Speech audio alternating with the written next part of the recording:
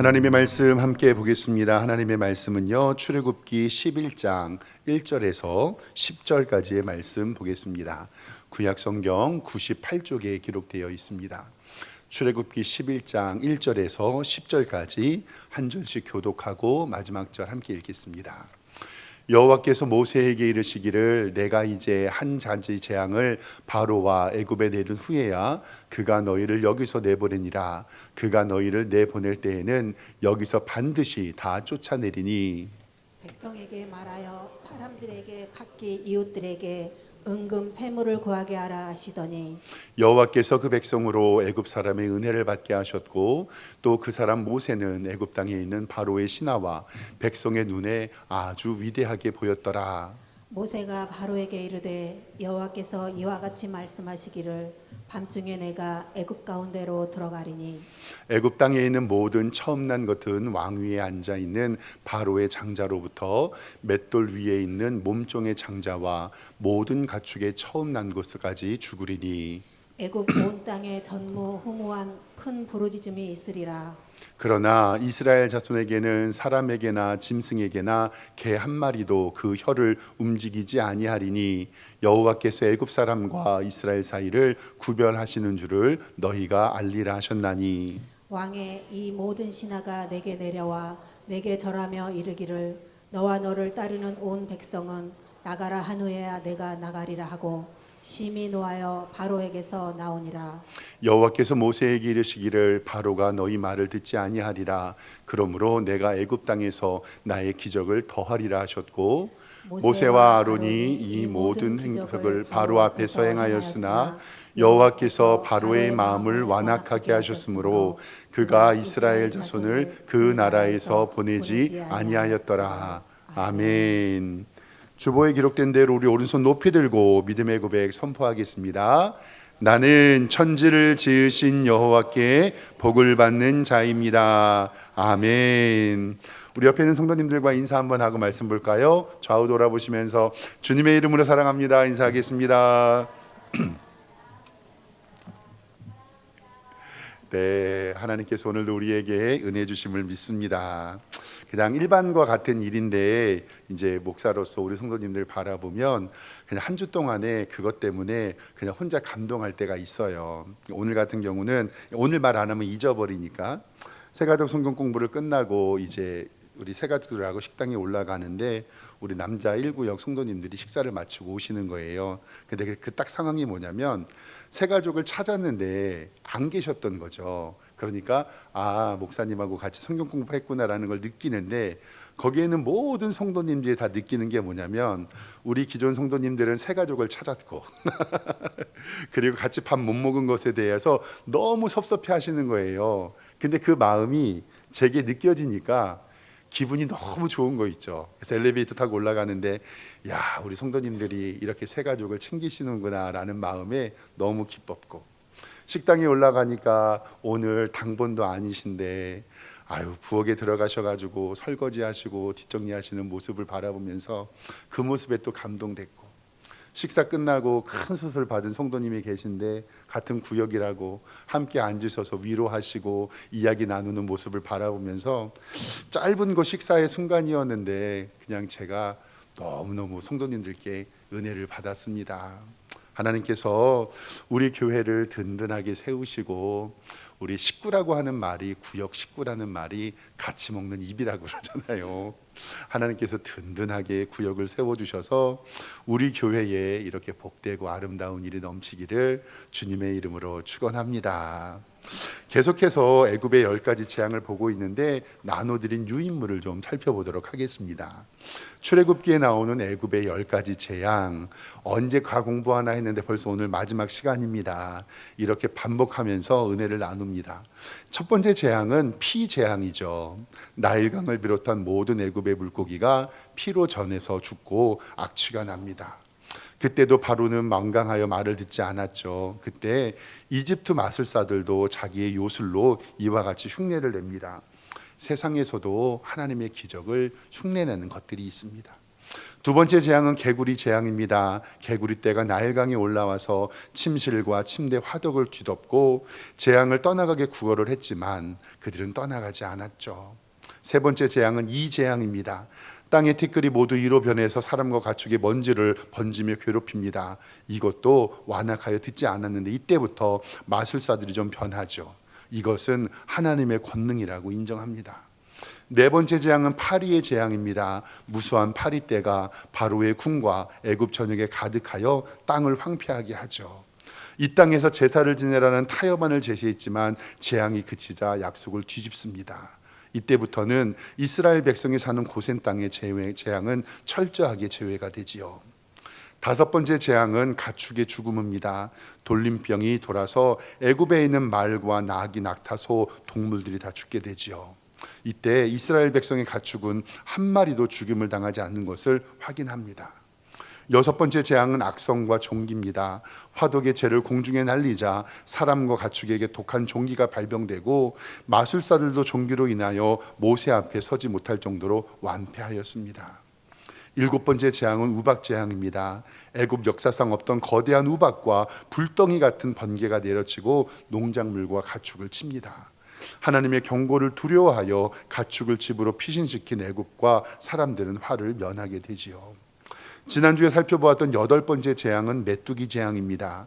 우박에서 겨우 살아남은 농작물과 푸른 채소를 메뚜기 떼가 전멸시켰습니다. 이때 타협안은 너희 장정만 가서 여호와를 섬기고 제한적인 타협을 시정합니다. 바로의 신하들이 먼저 애굽이 망한 줄 알지 못합니까? 라고 탄식을 합니다. 아홉 번째 재앙은 흑암의 재앙입니다. 3일 동안 애굽의 온 땅에 캄캄한 어둠이 깔려 사람들이 서로 알아볼 수 없었고 이때 또 타협안으로 양과 소를 머물러 두고 너희 어린아이들만 데리고 가라며 타협안을 제시하지요. 그때 애굽 최고의 신이었던 태양신을 완전히 무력화시킨 상징입니다. 그리고 오늘 마지막은 열 번째 재앙, 장자의 죽음입니다. 왕부터 장자까지 가축의 첫 새끼까지 애굽의 모든 처음에 태어난 것이 밤사이에 죽게 되고 한밤중에 일어나 모세를 불러 너희와 모든 소유를 다 가지고 떠나라라며 나중에 이제 항복 이야기가 나오지요. 이스라엘은 어린 양의 피를 문설주에 발라 화를 면함으로 애굽을 떠나는 이스라엘에게 은금 패물을 주어주고 이것이 바로 유월절의 기원이 됩니다. 이 말씀은 다음 주에 나누도록 하겠습니다. 오늘도 성경 말씀을 좀 바라보면서 쭉 한번 이야기를 나눠보고 몇 가지를 정리를 한번 좀 해보겠습니다. 오늘 11장 1절 성경을 보면요, 여호와께서 모세에게 이르십니다. 내가 이제 한 가지의 재앙을 바로와 애굽에 내린 후에야 너희를 여기서 내보내니라 라고 약속을 하세요. 그가 너희를 내보낼 때에 여기서 반드시 내쫓는데 어떻게 할 거냐면 2절에 백성에게 말하여 사람에게 각기 이웃에게 은금 패물을 구하게 하라 하셨고 여호와께서 그 백성으로 애굽 사람의 은혜를 받게 하셨고 또 그 사람 모세는 애굽 땅에 있는 바로의 신하와 백성의 눈에 아주 위대하게 보냈다라고 말씀합니다. 여기서의 은금 보화가 출애굽기에서 이야기하는 성막을 건설하는 중요한 도구로 사용이 되는 것이죠. 4절 말씀에 보면 모세가 바로에게 이르되 여호와께서 이같이 말씀하셨는데 내가 애굽 가운데로 들어가리니 이제부터 심판이 나오는 거죠.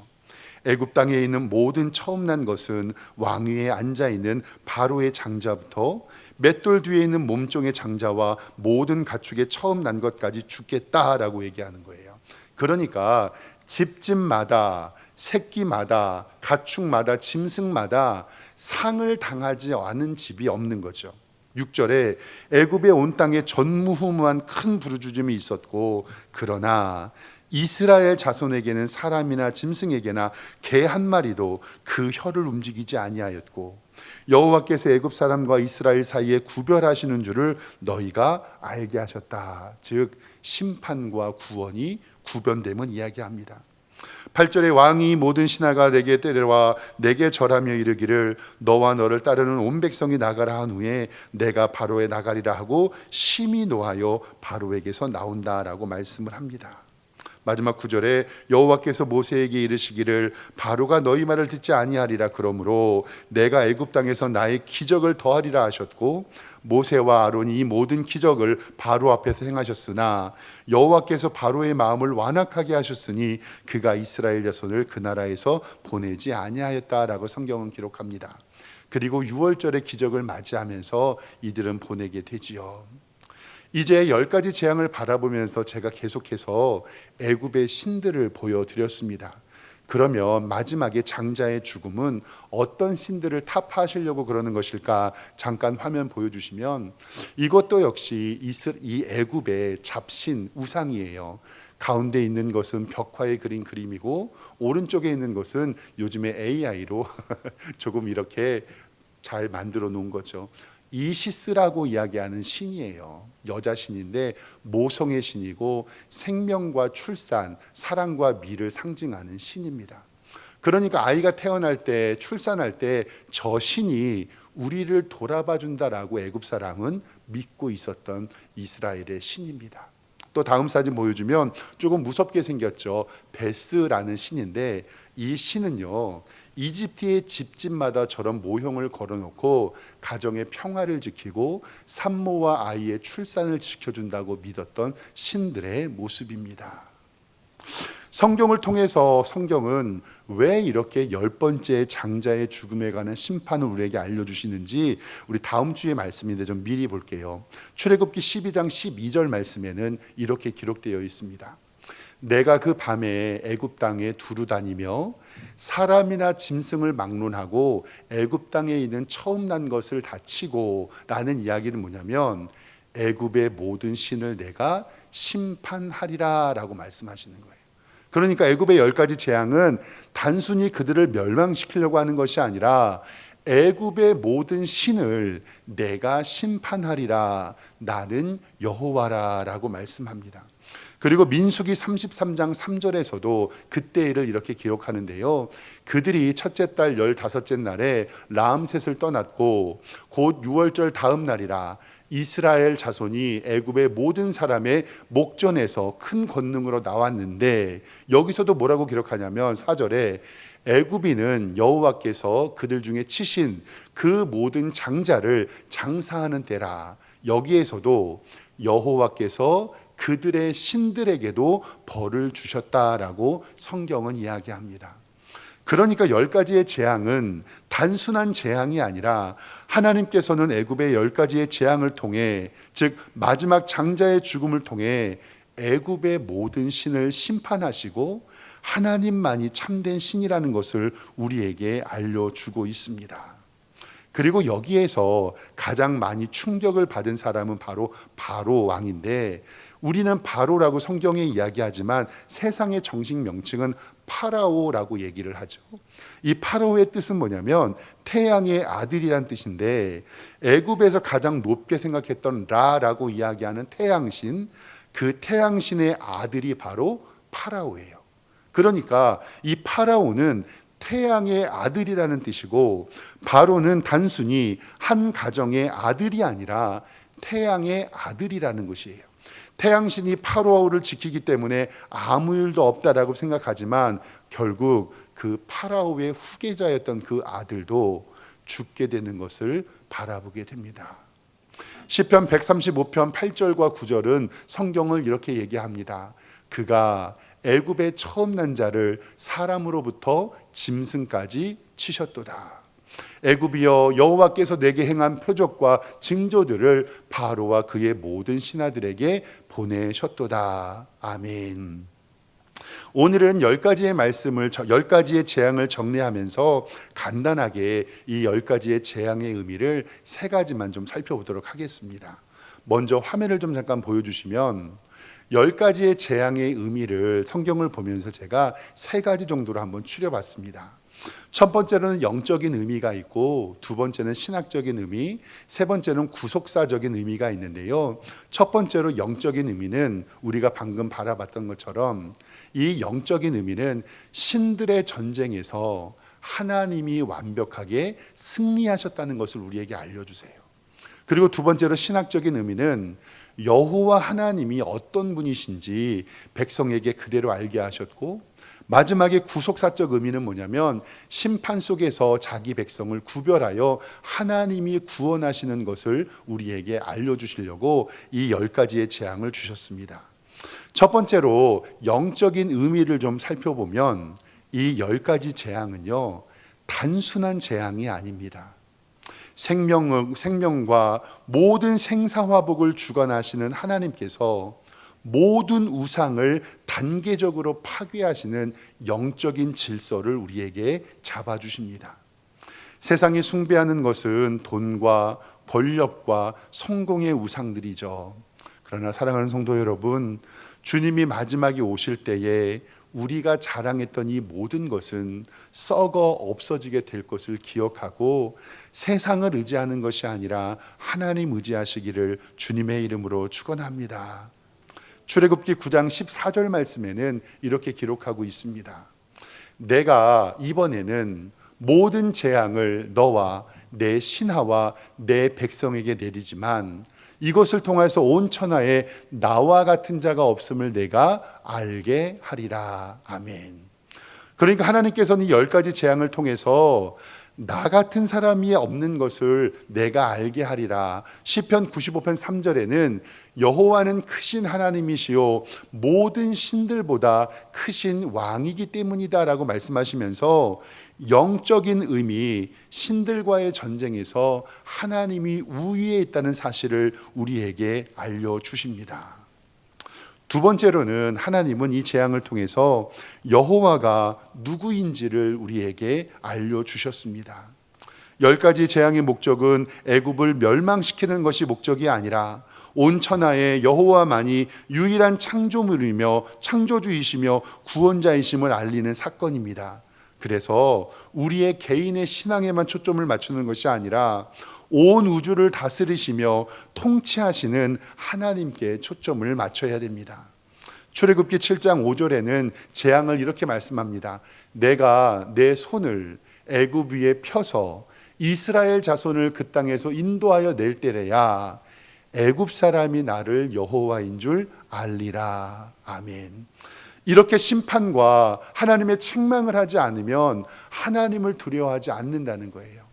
출애굽기 9장 29절에도 모세가 그에게 이르되 내가 성에서 나가서 곧 내 손을 여호와께 향하려 펴리니 세상이 여호와께 속한 줄을 왕이 알리이다. 아멘.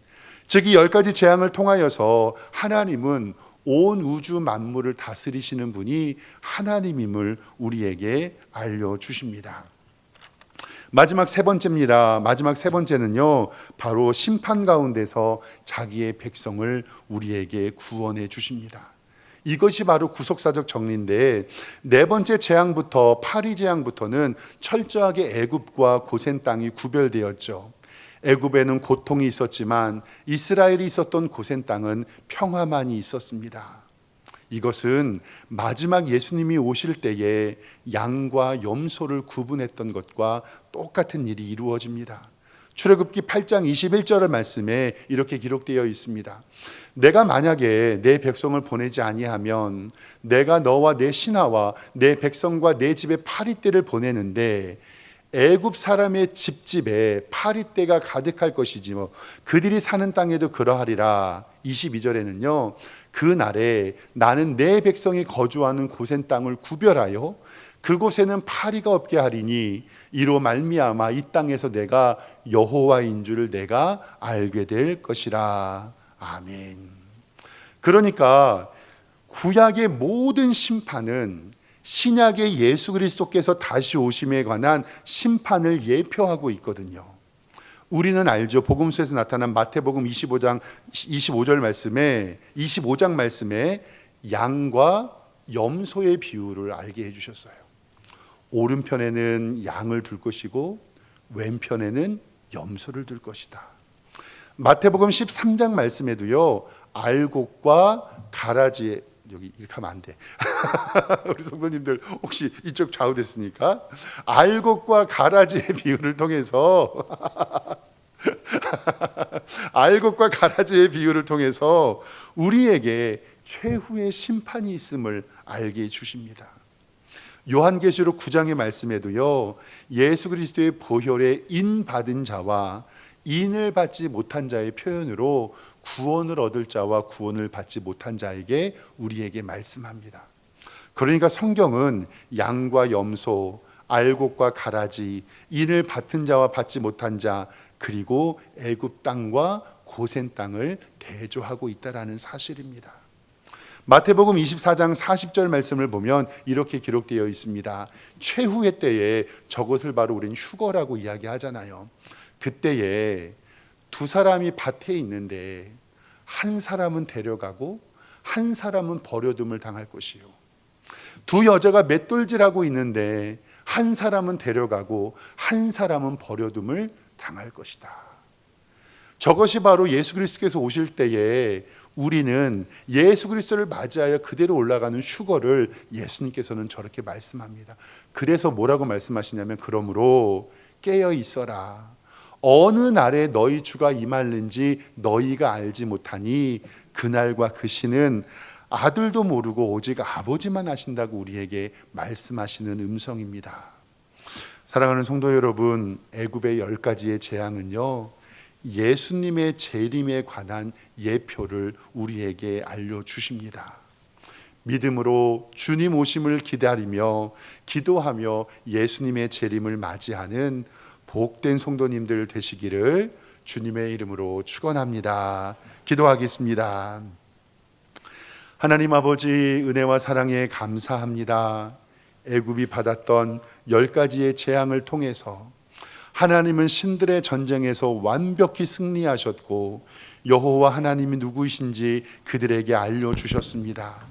그리고 마지막 심판의 때에 구원받을 자와 구원받지 못할 자를 철저하게 구분시켜 우리를 구원의 길로 인도해 주실 줄 믿습니다. 하나님, 주님 오실 때에 양의 자리에 서게 하시고, 주님 오실 때에 알곡의 자리에 서게 하시고, 주님 오실 때에 인치심을 받은 자리에 앉아 주님을 기다리게 하여 주시옵소서. 주님 오심을 기다리며 예수 그리스도의 이름으로 기도드리옵나이다. 아멘.